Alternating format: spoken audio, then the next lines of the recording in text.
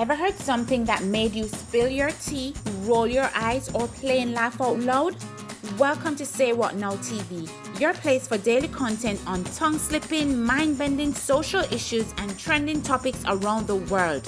Be amazed, get annoyed, be entertained. Welcome to another episode of Say What Now TV. Today's episode takes us to the island of Jamaica.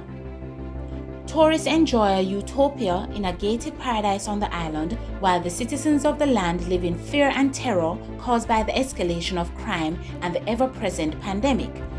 The facade of the tourist industry is doing little to hide the dirty laundry that exists within the society. The start of the new year has been anything but happy as the rise in murders continue and there is little to no evidence of a workable plan to curtail crime. The absence of state of emergencies and zones of special operations leave a gaping hole as the security forces struggle to get ahead of the crime surge on the island. The masses look on as criminals take siege in communities, which is now increasing the death toll among adults and even children. This reality, coupled with the incline of confirmed cases, makes Jamaica not just the land of wood and water, but the place where you live between a rock and a hard place.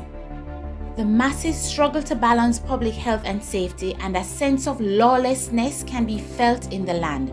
The efforts of the government to curtail and contain is like a drop in the bucket as the social problem surrounding crime and the pandemic has escalated beyond the scope of the present measures. Social media patrons are taking no prisoners as they rake the government and other officials over the coals for the current state of things on the island. Amidst the public outcry concerning the state of affairs, the voices of those bellowing solutions can barely be heard as the majority focus on detailing the problems. The expectations of the masses have moved from high anticipation and hope to fear and terror at the realization that the crime problem may have exceeded current capacity and resources. The ever-present pandemic is a mucus layer on top of the existing social issues surrounding crime and remain a tangible threat to the well-being of citizens. As we adapt to the new normal, morale weakens as we observe the nature of the beast that evolves faster than we are able to contain it. The views expressed in the public domain indicate a state of hopelessness on the island, and political rivalry does little to appease the masses. Persons are no longer motivated by the blame game tactics being exercised in the political arena. On all fronts, division and dissension are proving to hurt more than help. Given the state of crime at the cusp of the new year, the projections do not look favorable. The same can be said for the pandemic as it continues to threaten public health at an alarming rate.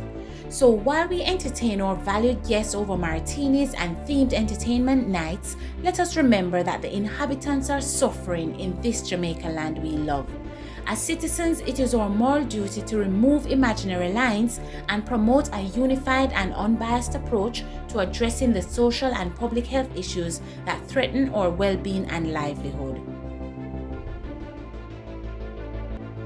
Share your views in the comments below and be sure to like, share and subscribe.